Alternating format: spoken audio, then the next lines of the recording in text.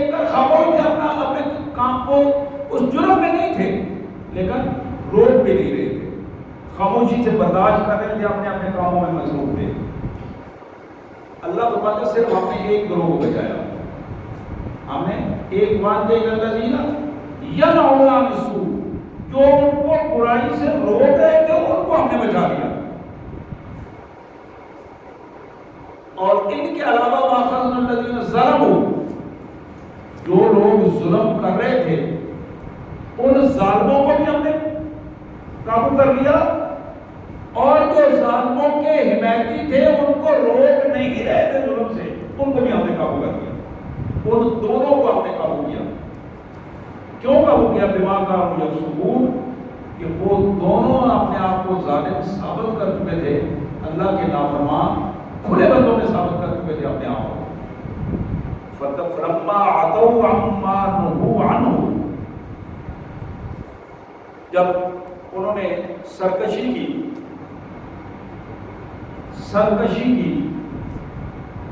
سرکشی کا مطلب ہوتا ہے اکڑ گئے، کی کر لو گے، کی ہو جائے گا، اسی اپنا کام نہیں چھڑنا، تم کی کر لو گے، یہ وہ چیز ہے۔ فلما عتوا عما نهوا عنه، جس کام سے انہیں روکا گیا تھا، منع کیا گیا تھا، اس حوالے سے وہ اکڑ گئے اور انہوں نے اس پر سرکشی کی کہ دیکھیں گے جو کچھ ہو جائے گا۔ اللہ فرماتے ہیں قُلْنَا لَهُمْ كُونُوا قِرَدَةً خَاسِئِينَ، ہم نے جب قابو کیا تو صرف ایک حکم دیا، قُلْنَا لَهُمْ، ڈائریکٹ اللہ فرماتے ہیں ہم نے ان کو حکم دیا، کسی فرشتے کو نہیں کہا، کسی کو کچھ نہیں کہا، ان کو حکم دیا جو سارے ظالم لوگ تھے، کونو، ہو جاؤ تم، قرادتاً، بندر، خاسئین، ذلت و رسوائی میں ڈوبے ہوئے۔ یہ ہمارا حکم تھا، یہ ان کی سزا تھی جو ہم نے، اللہ نے ڈائریکٹ ان پہ وہ سزا مسلط فرمائی کہ اللہ کے غضب اور غصے اور ان کے لعنتی ہونے کا بدترین نمونہ۔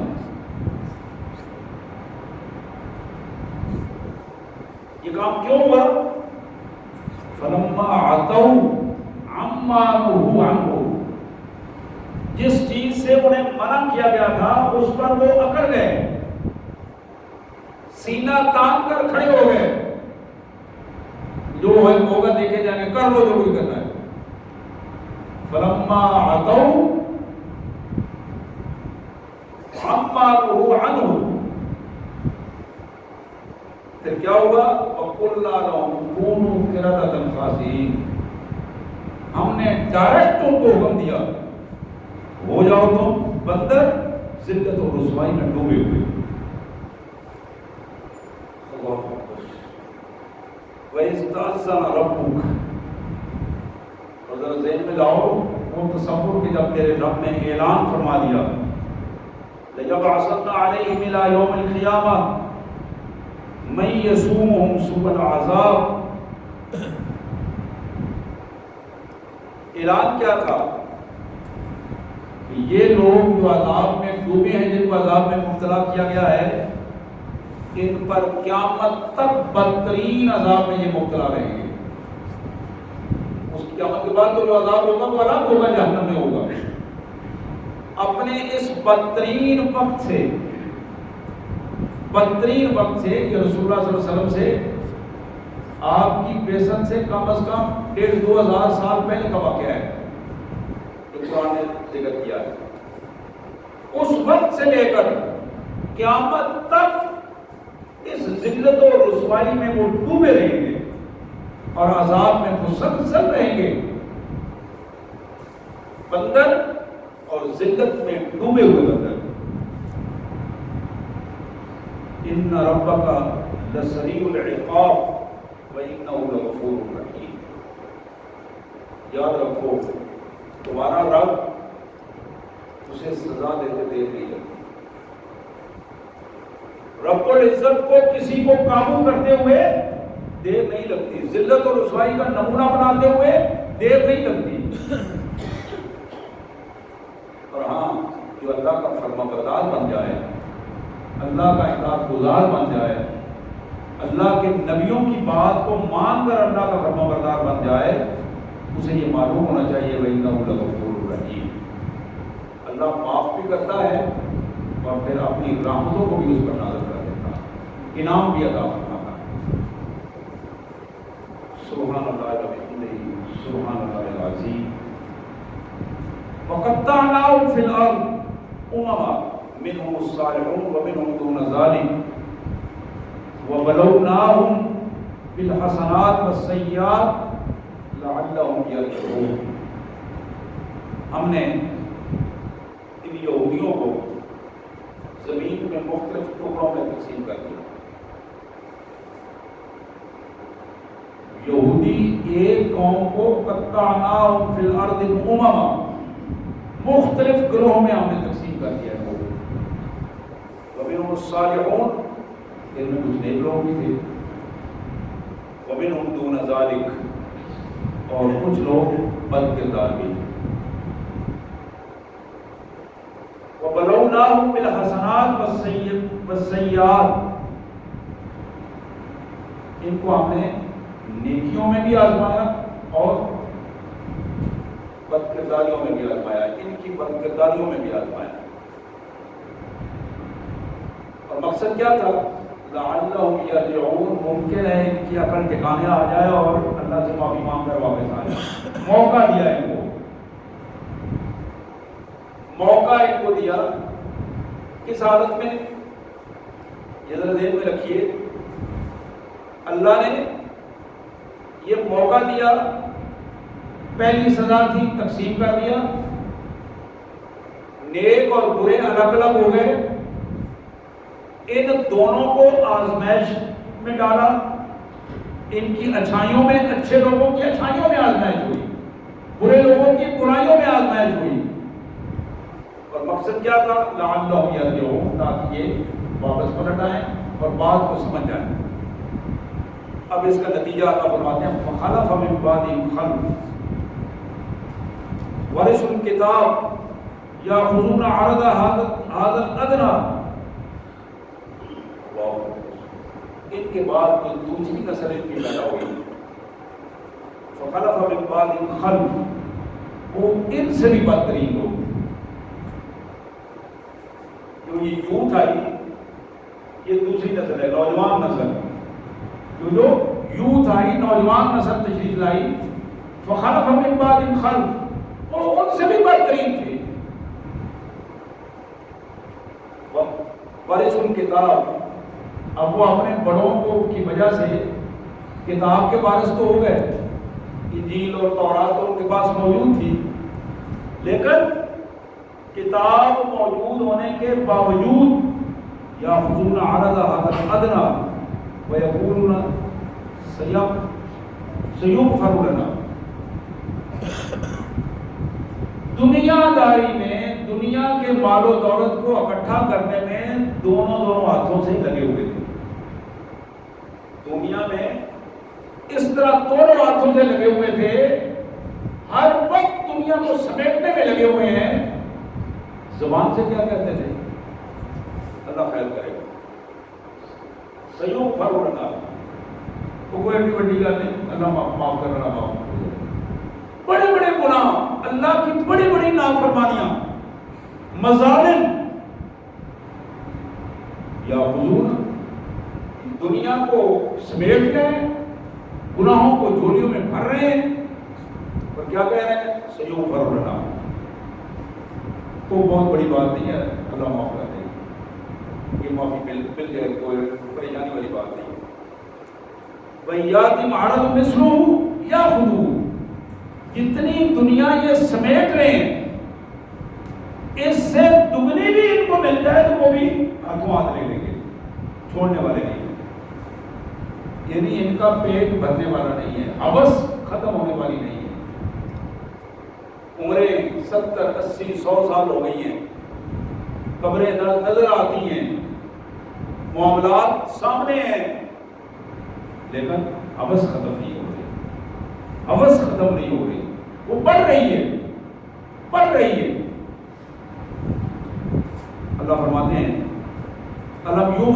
علیہم میثاق الکتاب، انہیں معلوم ہے، انہیں پتہ ہے، کیا ہم نے ان سے عہد نہیں لیا تھا جب یہ مسلمان ہوئے؟ عہد لیا، انہوں نے وعدہ کیا ہم سے۔ وعدہ کیا تھا کہ ہم کتاب کے مطابق عمل کریں گے، اور آج کے ہر حکم کو ہم تسلیم کریں گے۔ وعدہ یہ تھا کہ اللہ یقول علی اللہ الا الحق، اللہ کے بارے میں حق کے علاوہ اور کوئی بات ہم نہیں کریں گے، یعنی جھوٹ نہیں پھیلائیں گے، جھوٹ نہیں پھیلائیں گے، جھوٹ کے ساتھی نہیں بنیں گے، اللہ کے دین کے لیے، اللہ کے نبیوں کی تعلیمات کے لیے کھڑے ہوں گے۔ وَدَرَسُوا مَا فِيهِ، اور جو کچھ کتاب میں، اللہ کی کتاب میں ہمیں بتایا گیا تھا، اس کے مطابق ہم اپنے آپ کو لے کے آئیں گے، نصیحت حاصل کریں گے۔ وَلَدَارُ الْآخِرَةِ خَيْرٌ لِلَّذِينَ يَتَّقُونَ أَفَلَا تَعْقِلُونَ۔ اور یہ بھی انہیں معلوم تھا کہ آخرت صرف اور صرف متقی لوگوں کے لیے، باقی کو تو سزا ہی ملے گی۔ متقی آدمی جس نے دنیا میں رہ کر اپنے آپ کو دنیا کی آلودگیوں سے بچایا، آخرت کا حصہ اس کا ہے۔ دنیا میں رہ کر جو دنیا کی آلودگیوں میں ڈوب گیا اور جھوٹی توقعات پر اپنا وقت گزار دیا، آخرت میں اس کا کوئی حصہ نہیں۔ یہاں اللہ فرماتے ہیں یہ بات انہیں معلوم تھی، اور پھر انہیں کہتے ہیں کہ افلا تعقلون، یہ ساری باتیں تمہیں معلوم تھی، اس کے باوجود تم یہ کچھ کرتے رہے، عقل نہیں آئی، سمجھ نہیں آئی تمہیں۔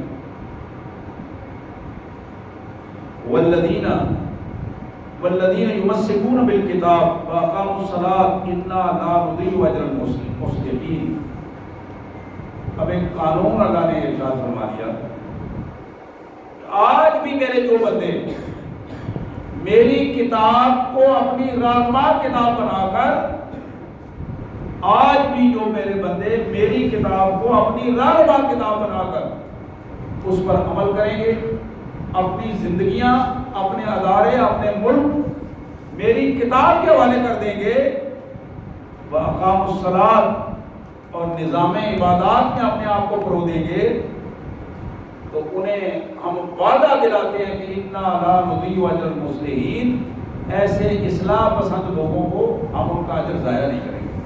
اللہ کبھی بھی ان کو مایوس نہیں کرے گا، اللہ تعالیٰ ان کا اجر بھی محفوظ رکھے گا اور انہیں زیادہ عطا کرے گا اپنی رحمتوں کے ساتھ۔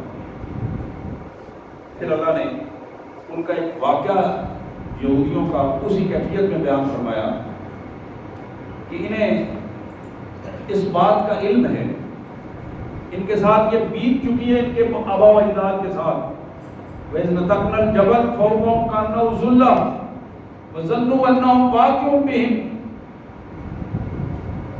خُذُوا مَا آتَيْنَاكُمْ بِقُوَّةٍ وَاذْكُرُوا مَا فِيهِ لَعَلَّكُمْ تَتَّقُونَ۔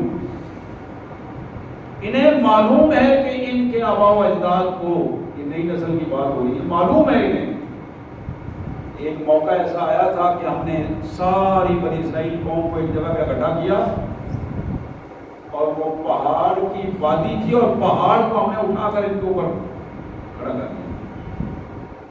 اب وہ زمین جو ہے وہ خود لرزہ براندام تھی، اور پہاڑ ان کے سر پر تھا، اور زمین اور پہاڑ کے درمیان یہ موجود تھے۔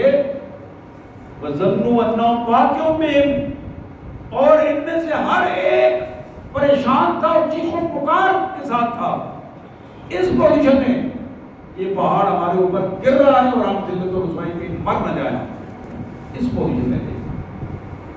اب ان حالات میں اللہ تبارک و تعالیٰ فرماتے ہیں ان کی پوزیشن کیا ہوئی، انہوں نے کتنا سبق حاصل کیا، وہاں رہ کر انہوں نے یہ وعدہ کیا کہ ہم اللہ کے فرما بردار بندے بن جائیں گے، ہم پیغمبر خدا صلی اللہ علیہ وسلم کے فرما بردار رہیں گے۔ اس کے باوجود، وعدہ کرنے کے باوجود، اللہ کے حضور عہد لینے کے باوجود، انہوں نے نہ اس عہد کا پاس کیا، نہ اس وعدے کا خیال رکھا، اور نتیجہ یہ نکلا کہ ذلت اور رسوائی ایک کا مقدر بن گئی۔ حضرات، یہ ایک نمونہ تھا جو اللہ تبارک و تعالیٰ نے ہمارے سامنے رکھا۔ ایک تاریخی حقیقت تھی، ایک قوم کے عروج و زوال کی کہانی تھی جو ہمارے سامنے آئی۔ آج وہ قوم موجود ہے، ان کی نسل سے لوگ موجود ہیں، اور تھوڑے سے ایک خطے میں جو ہمارا کوئی بھی بڑا شہر جو پاکستان کا ہے اس سے کم آبادی کا خطہ ہے۔ تھوڑے سے خطے میں یہودیت اپنے پورے لاؤ لشکر کے ساتھ موجود ہے۔ اس کے مقابلے میں مجموعی طور پر 57 اسلامی مسلمان ملک موجود ہیں، مسلمان ملک 55 سے زیادہ، تقریباً 57 ممالک، اور پوری دنیا میں ان 57 ممالک میں پاکستان نام کا ایک ملک جو ایٹم رکھتے ہوئے ایٹمی قوت کے طور پر موجود ہے، جو اپنی فوج کے اعتبار سے پوری دنیا میں طاقتور فوج کے نام سے معروف ہے۔ ان 57 ممالک میں وہ ممالک بھی موجود ہیں جن کے ہاں سونے اور چاندی کے ذخائر موجود ہیں، وہ ممالک بھی موجود ہیں جن کے ہاں تیل کے ذخائر موجود ہیں، اور پوری دنیا میں ان کی طرف نظریں اٹھتی ہیں ان کے وسائل کی وجہ سے۔ ان 57 ممالک اور دوسرے ممالک سے لاکھوں لوگ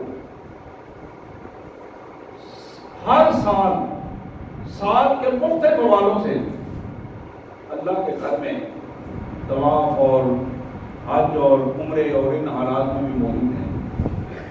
ان ساری کیفیات کے باوجود آج مسلمان نام کی قوم یہود کا نام سن کر گھبرا رہی ہے، پریشان ہے، ڈر اور خوف ہے۔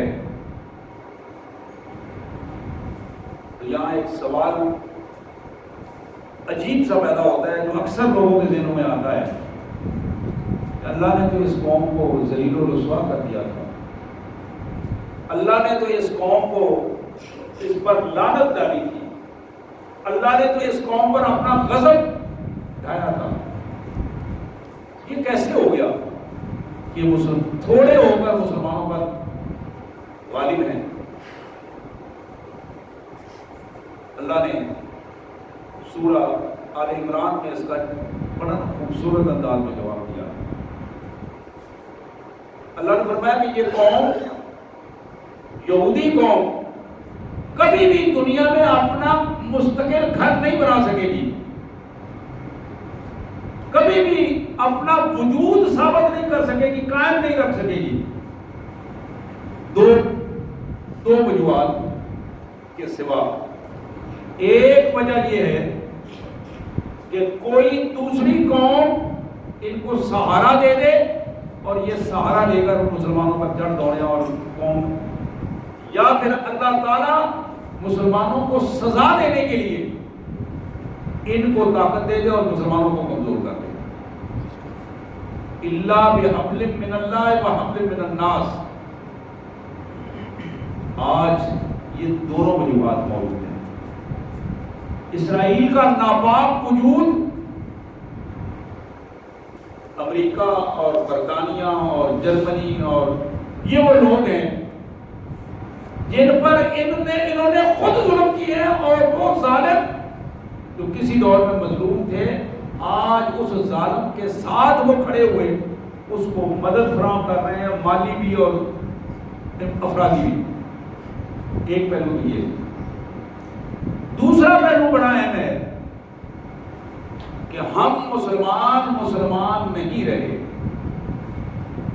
اپنا جو فرائض منصبی تھے وہ ہم نے بھول گئے، جہاد سے ہم نے توبہ کر لی، اور نتیجہ یہ نکلا کہ اللہ تعالیٰ نے یہودیوں سے زیادہ ہمیں ذلت و رسوائی کر کے یہودیوں کو دست نگر بنا دیا. دنیا میں وسائل سے مالا مال کر کے ہماری بد کرداریوں کی وجہ سے اللہ تعالیٰ نے انہی یہودیوں کے سامنے ہمیں ہاتھ پھیلانے پر مجبور ہو گیا. وہاں اس پوزیشن میں ہم لا کر کھڑا کر دیا. کون باشعور آدمی نہیں جانتا کہ آج بھی مسلمان ممالک کے پاس سب سے زیادہ افرادی قوت، سب سے زیادہ مال و دولت، سب سے زیادہ وسائل اور سب سے زیادہ ٹرینڈ فوجیں موجود ہیں. لیکن ان ساری چیزوں کے باوجود مسلمان دست نگر ہیں عیسائیوں کے اور یہودیوں کے. اس کی وجہ کیا ہے؟ اللہ کے پیارے حبیب محمد کریم صلی اللہ علیہ وآلہ وسلم نے ارشاد فرمایا تھا ان اللہ یرفع بہذا الکتاب اقواما ویضع بہ آخرین. لوگوں، اللہ تبارک و تعالی اپنی اس کتاب قرآن مجید کے ذریعے دو عمل فرماتے ہیں. جس قوم کو یہ کتاب دی گئی، اگر وہ قوم اس کتاب کے مطابق اپنے آپ کو ڈھال دیتی ہے، من حیث القوم اس کو دستور بنا کر، اس کو قانون بنا کر اس کے مطابق اپنے آپ کو چلاتی ہے، تو پھر اللہ تعالیٰ اسے دنیا کی امامت عطا کرتے ہیں. دنیا کی امامت. پھر چھوٹی سی بستی مدینہ طیبہ پوری دنیا کو ورلڈ آرڈر جاری کرتی ہے. جناب فاروق اعظم رضی اللہ تعالیٰ کا دور ہو، عثمان غنی کا دور ہو، علی کرم اللہ وجہ کا دور ہو، جناب امیر معاویہ کا دور ہو، ایک ورلڈ آرڈر جاری ہوتا ہے. افریقہ تک کے ممالک اس پر عمل کرتے ہیں اور مسلمانوں کے دست نگر ہوتے ہیں. کچھ ڈائریکٹ مسلمانوں کی حکومتیں ہیں اور کچھ باز گزار حکومتیں تھیں. لیکن اللہ فرماتے ہیں وَيَضَعُ بِهِ آخَرِينَ. جو قوم مسلمان ہو کر کلمہ پڑھ کر ہمیں یہ یقین دلاتے ہوئے کہ ہم اللہ اور اللہ کے رسول پر ایمان لاتے ہیں، ہم کتاب پر ایمان لاتے ہیں، اس کتاب کو اپنی پشت پیچھے ڈال دیتے ہیں. کتاب کو پشت پیچھے یاخذون عرض هذا الادنى. دنیا کی ان معمولی دنیا کی چیزوں کے پیچھے اللہ اور اللہ کے رسول کو چھوڑ دیتے ہیں. تو پھر نتیجہ کیا نکلتا ہے؟ وَيَضَعُ بِهِ آخَرِينَ. کہ ہم دنیا کی ذلت و رسوائی میں انہیں ڈال دیتے ہیں اور دنیا دیکھتی ہے کہ مسلمانوں کے ساتھ کیا ہو رہا ہے. اور پھر اللہ کے حبیب اللہ تعالیٰ نے قرآن مجید میں مزید اس کے حوالے سے ارشاد فرمایا وقال الرسول. قیامت کے دن اللہ تبارک و تعالیٰ کی حضور عدالت میں، حشر میں ہم باتیں سنتے ہیں، ہمیں اثر بہت کم ہوتا ہے. اس کی وجہ اب کہیں اور ہوتے ہیں، نہ ہم اس کو توجہ سے سن رہے ہوتے ہیں اور نہ ہی وہ چیزیں ہمارے اوپر اثر انداز ہو رہی ہوتی ہیں. اس کی وجہ یہ ہے کہ ہمارے دلوں میں دنیا کی محبت نے گھر کر لیا ہے اور ہم یہ سمجھ رہے ہیں کہ یہاں جیتے جی اگر ہمارے پاس وسائل نہیں ہوں گے تو ہمارا جینا مشکل ہو جائے. عزت دنیا میں ہے. یہ ساری چیزیں شیطان نے ہمارے ذہنوں میں بٹھا دی ہیں. اللہ کے رسول صلی اللہ علیہ وسلم نے بالکل اس کا دوسرا پہلو ہمیں بتایا ہے جو ہم بھول گئے ہیں. اور یہی بات حضرت فاروق اعظم رضی اللہ تعالیٰ نے اس وقت کے نوجوانوں کو یہ بات سمجھائی تھی کہ لوگوں، نوجوانوں سن لو، اللہ نے تمہیں عزت دی ہے اپنے دین کی وجہ سے. اپنے دین کی وجہ سے تمہیں عزت ملی ہے. آج بڑی بڑی قوتیں سرنگوں ہوئی ہیں اس لیے کہ تم اللہ کے دین کے حامی بن کے اللہ کے دین کو تم نے غالب کیا ہے. اور جب اللہ کے دین کو چھوڑ کر تم عزت حاصل کرنا چاہو گے تو اللہ عزت نہیں دے گا، اللہ ذلیل و رسوا کر دے گا. تو میں عرض کر رہا تھا کہ وقال الرسول یا رب ان قوم اتخذوا هذا القرآن مہجورا.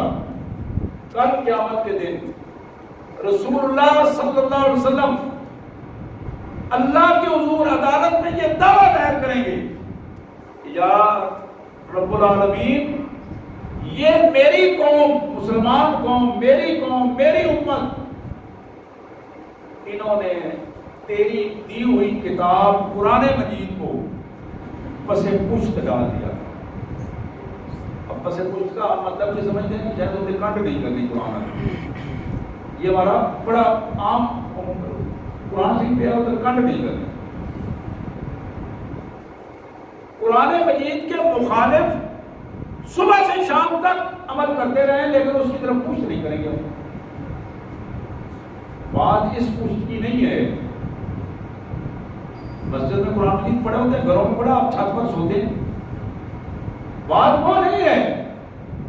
بات یہ ہے کہ تمہارا تعلق قرآن سے کتنا مضبوط ہے، اس کو کتنا تم اپنا خالق زندگی کا قانون بناتے ہو، اللہ کا قانون سمجھ کر اس پر عمل کرتے ہو، اور تمہاری انفرادی زندگی اور اجتماعی زندگی اس کے مطابق گزرتی ہے۔ اس کے حوالے سے تمہارا کیا رویہ ہے؟ میرے پیارے بھائیوں بہنوں، یہ ہماری ذمہ داریاں ہیں، میری بہنوں کی بھی ذمہ داریاں ہیں کہ وہ اپنے گھر کو قرآن والا گھر کس طرح بناتی ہیں، اپنے گھر کو فیشن والا گھر کو وہ بناتی ہیں، بچوں کو اچھے کپڑے اور فیشنی کپڑے لے کے دیتی ہیں، نئے سے نیا مطالبہ ان کا پورا کرتی ہیں، نئی سے نئی تعلیم کی جدید سہولتیں پورا کرتی ہیں، باپ بھی ان میں ظاہر پیسہ باپ کا لگتا ہے، وہ بھی ان میں شامل ہوتا ہے۔ میرے بھائیوں اور بہنوں کی جو ترجیح ہے ہمارے گھروں میں، ترجیح کہ ہمارے گھروں میں قرآن نظر آئے، پڑھا ہوا نہ نظر آئے، ہمارے کردار میں نظر آئے۔ میری بہنیں اپنے بچوں اور بچیوں کو اس سطح پہ لے کے آئیں کہ جھوٹ بولتے ہوئے ان کی زبانیں رک جائیں، چوری، بددیانتی، بے حیائی، بد کرداری ان کے بس کی بات نہ رہے۔ بعض بچے کوئی بھی گناہ کا کام ہو تو ان کے آنسو آ جاتے ہیں، ایسے گھروں میں بھی بچے آنسو آ جاتے ہیں، رونا شروع کر دیتے ہیں کہ ہمارے یہ گناہ کا کام ہے، ہم کسی صورت میں نہیں کریں گے۔ یہ تربیت ماؤں کی تربیت ہے، گھر کا ماحول ہے۔ اس ماحول کو جب ہم اللہ کی مرضی کے مطابق ڈالیں گے، اللہ کے قانون کے مطابق ڈالیں گے، میرے پیارے بھائیوں، سکون اس گھر میں ہوگا۔ اللہ سے دعا ہے اللہ نے اس کی توفیق عطا فرمائے۔ وآخر دعوانا الحمد للہ رب العالمین۔